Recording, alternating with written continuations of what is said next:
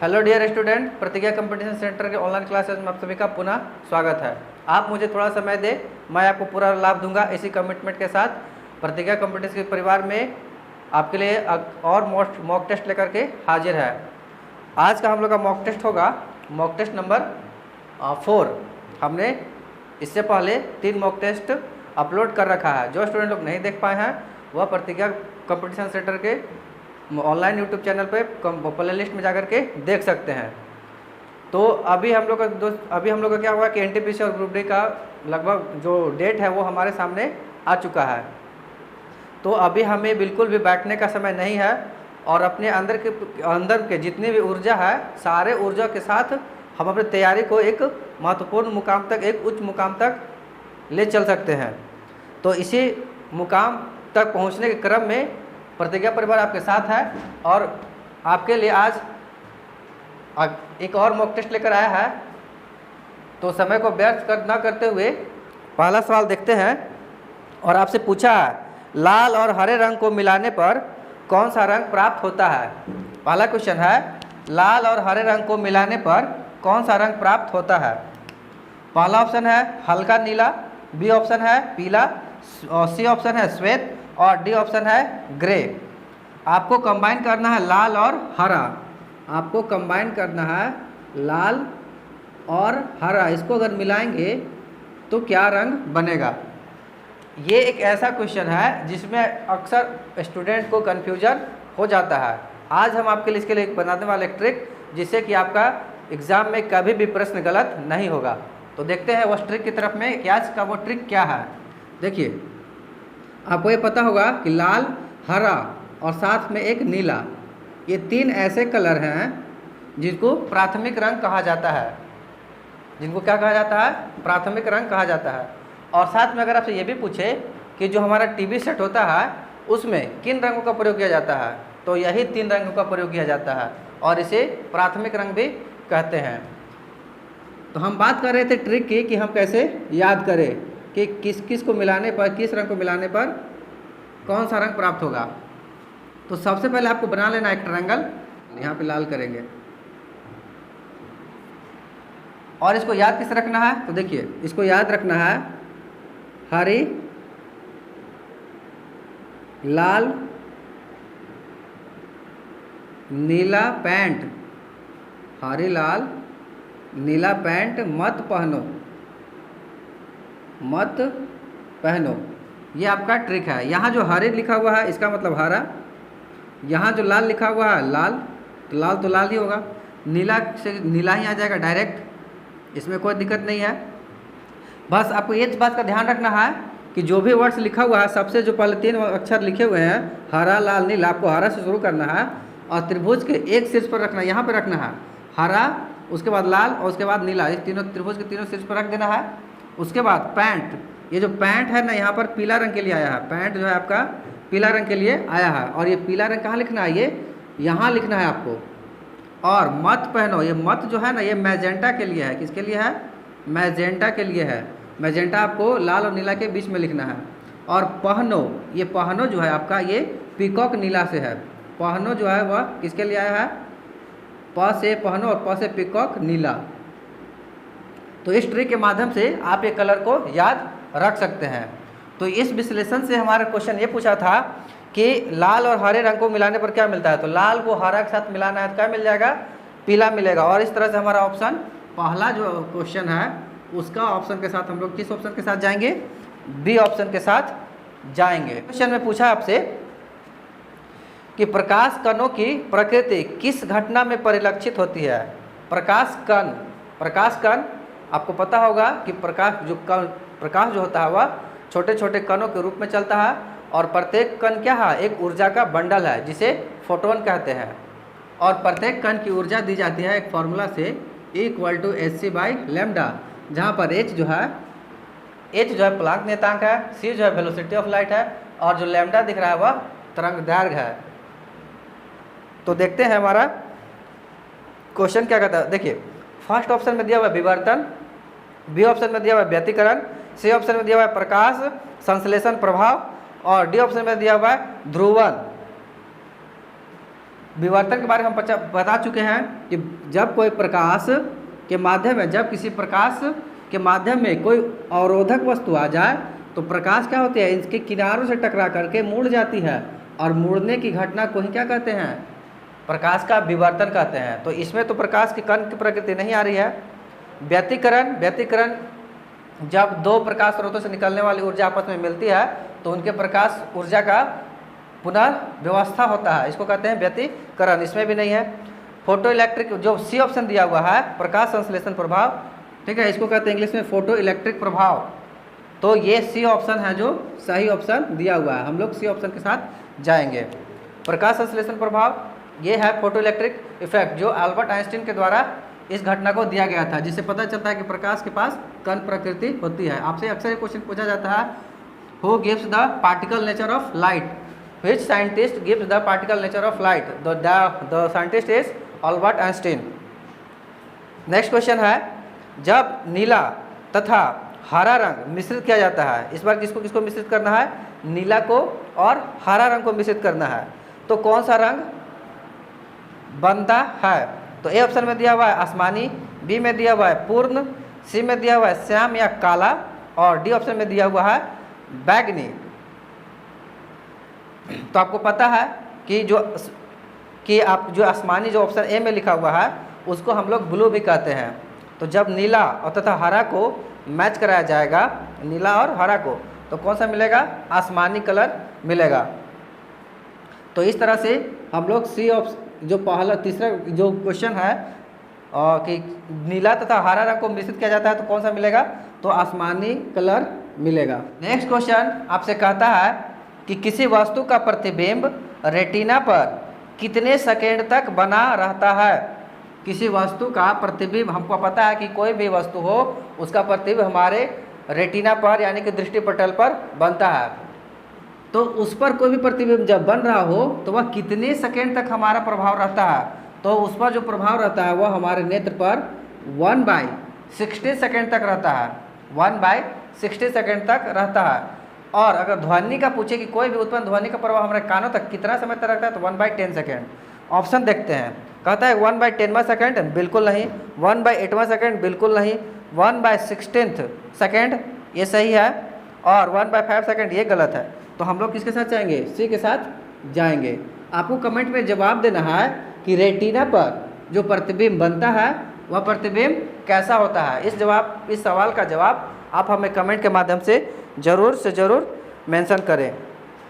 आगे चलते हैं नेक्स्ट क्वेश्चन की तरफ, और आपसे नेक्स्ट क्वेश्चन पूछा है, जब प्रकाश किरण किसी किनारे अथवा संकीर्ण छिद्र से या चीर से गमन करती है तो प्रकाश के मुड़ने के कारण क्या होता है। मान लीजिए कि बाधा है, प्रकाश इधर से आ रही है और ये बाधा से टकरा गया है, और क्या होगा, जब ये टकराएगी इस बाधा से तो क्या होगा, किनारे से ऐसे मुड़ जाएगी। या फिर अगर मान लीजिए कि आपके पास एक छिद्र है, ये देखिए ये छिद्र है, ये छिद्र है, और प्रकाश इधर से आ रहा है, तो प्रकाश जब इधर से आएगा तो पता है यहाँ जब होगा तो ये प्रकाश इधर से इस तरह से मुड़ा हुआ आपको प्रतीत होगा,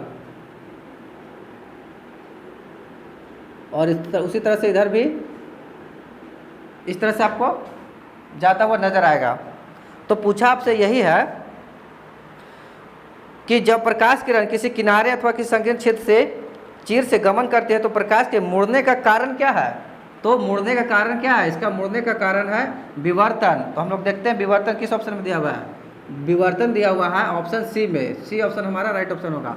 और ये जो घटना है विवर्तन घटना प्रोफेसर ग्रेमाल्डी के द्वारा दिया गया था, साइंटिस्ट का नाम याद रखना है ग्रेमाल्डी।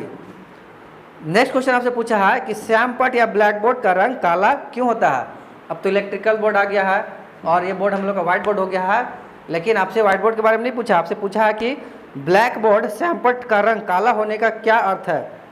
तो हम आपको बताए थे प्रीवियस वीडियो में, जब हम प्रीवियस क्लास के मॉक टेस्ट ले रहे थे उसमें बताए थे कि कोई भी वस्तु जिस रंग का दिख रही है, ठीक है, कोई भी वस्तु जिस रंग का दिख रही है वह उसी रंग को केवल प्रकाशित कर रही है, उसी रंग को केवल परावर्तित कर रही है, बाकी रंगों को वो क्या कर ले रही है, अवशोषित कर ले रही है।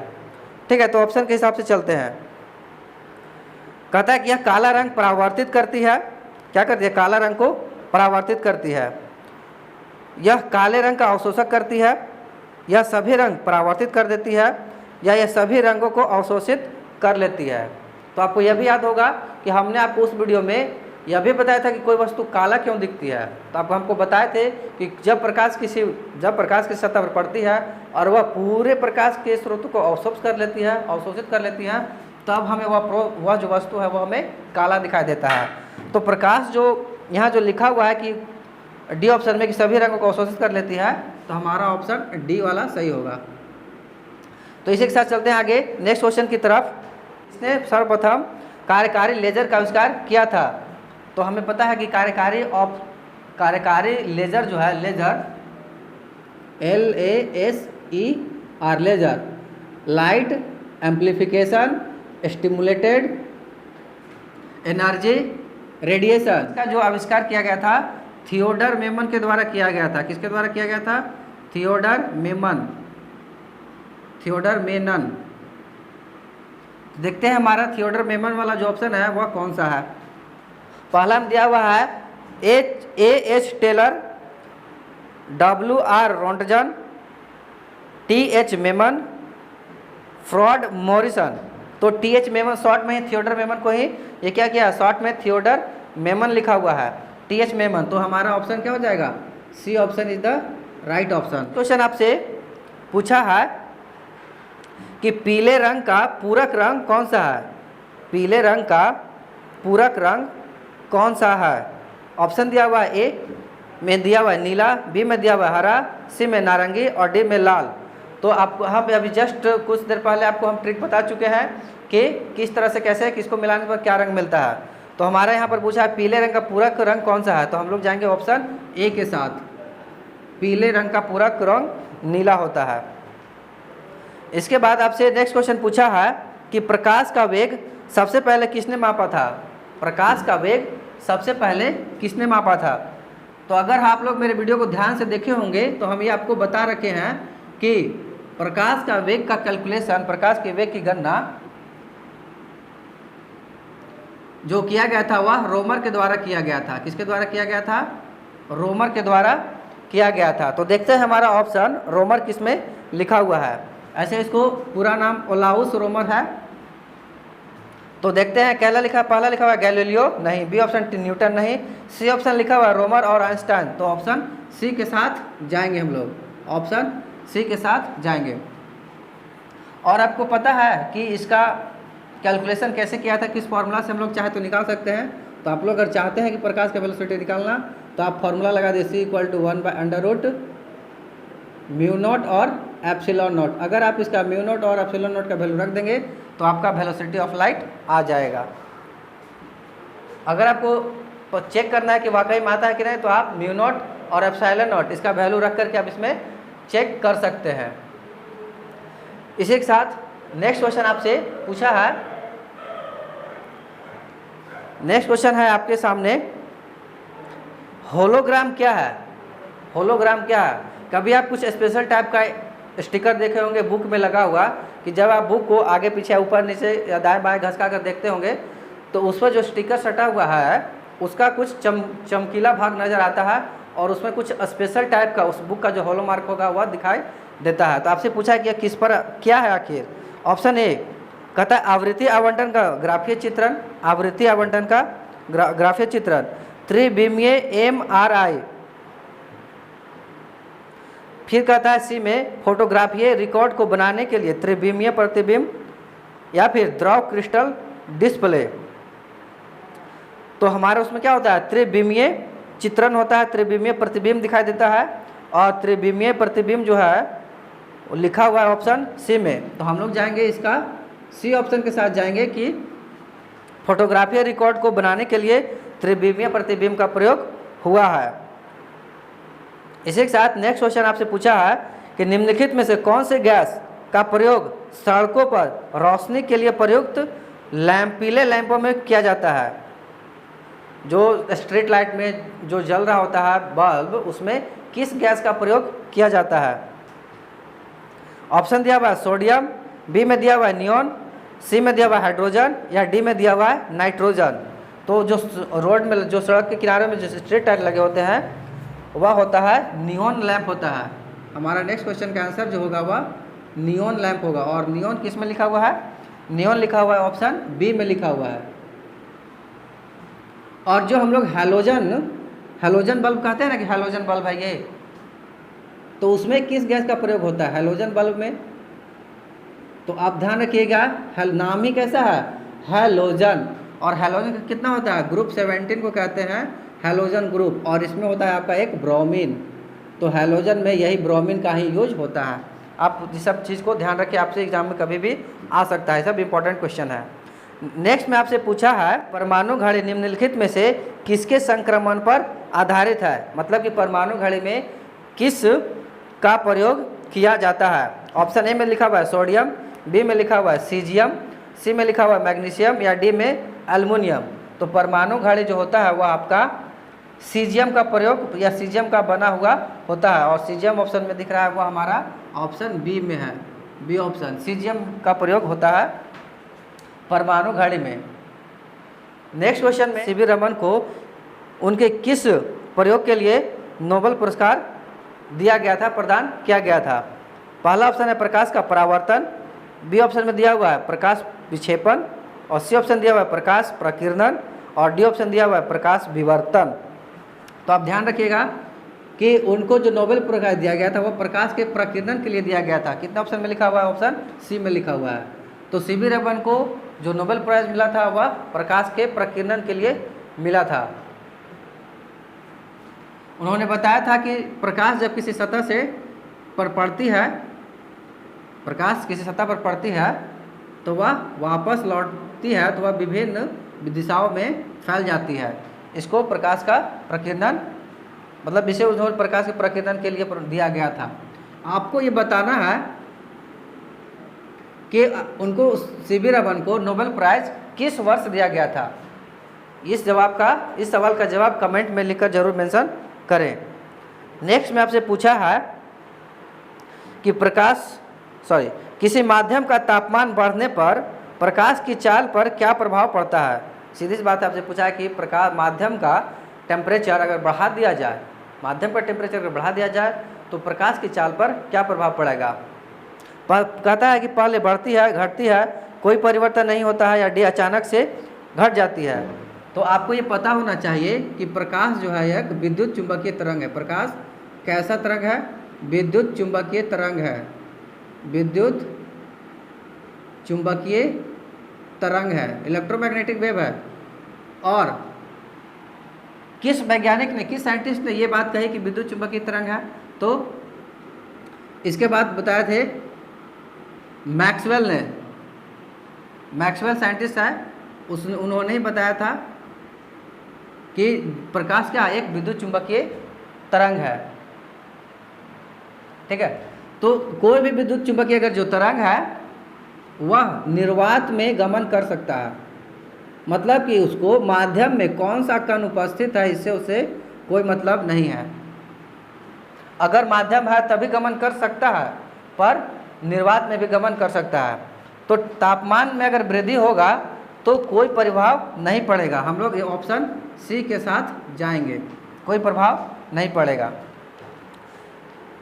नेक्स्ट है कि ऑप्टिकल फाइबर का आविष्कार किसने किया? हम आपको पहले बता रखे हैं कि ऑप्टिकल फाइबर जो होता है, प्रकाश तंतु जो होता है, वह पूर्णांतिक परावर्तन पर आधारित होता है, जिसका प्रयोग सूचना प्रसारण में किया जाता है। कम्युनिकेशन फास्ट होता है। तो पूछा यही है कि आपका ऑप्टिकल फाइबर का आविष्कार किसने किया? पहला ऑप्शन दिया हुआ है सैमुअल कोहेन, बी ऑप्शन दिया हुआ है नरिंदर कपानी, सी ऑप्शन दिया हुआ है पर्सी एल स्पेंसर, और डी ऑप्शन दिया हुआ है टी.एच. मैमाह। तो इसका सही जवाब हो जाएगा नरिंदर कपानी, नरिंदर कपानी। ये सारे क्वेश्चंस पिछले प्रीवियस ईयर में, विगत वर्षों में अलग अलग कॉम्पिटिटिव एग्जाम में हुए प्रश्न थे, जो एग्जाम के पॉइंट ऑफ व्यू से काफ़ी महत्वपूर्ण है, एमआई प्रश्न है, मोस्ट इम्पॉर्टेंट। तो उम्मीद करते हैं आपको ये मॉक टेस्ट काफ़ी पसंद आया होगा और आप इसका ज़रूर से ज़रूर लाभ उठाएंगे। और वीडियो को अपने तक सीमित ना रखें। अगर आपको वीडियो पसंद आता है तो इसे लाइक, शेयर, कमेंट करना ना भूलें। तब तक के लिए, और हाँ, आप अपने कमेंट में यह भी बताएं कि आप और किस टॉपिक का मॉक टेस्ट देना चाहते हैं, मेंशन में हमें ज़रूर से ज़रूर कर दें, ताकि हम उस टॉपिक को लेकर के नेक्स्ट वीडियो में आएँ। तो मिलते हैं नेक्स्ट वीडियो में एक नए टॉपिक के साथ, तब तक के लिए धन्यवाद।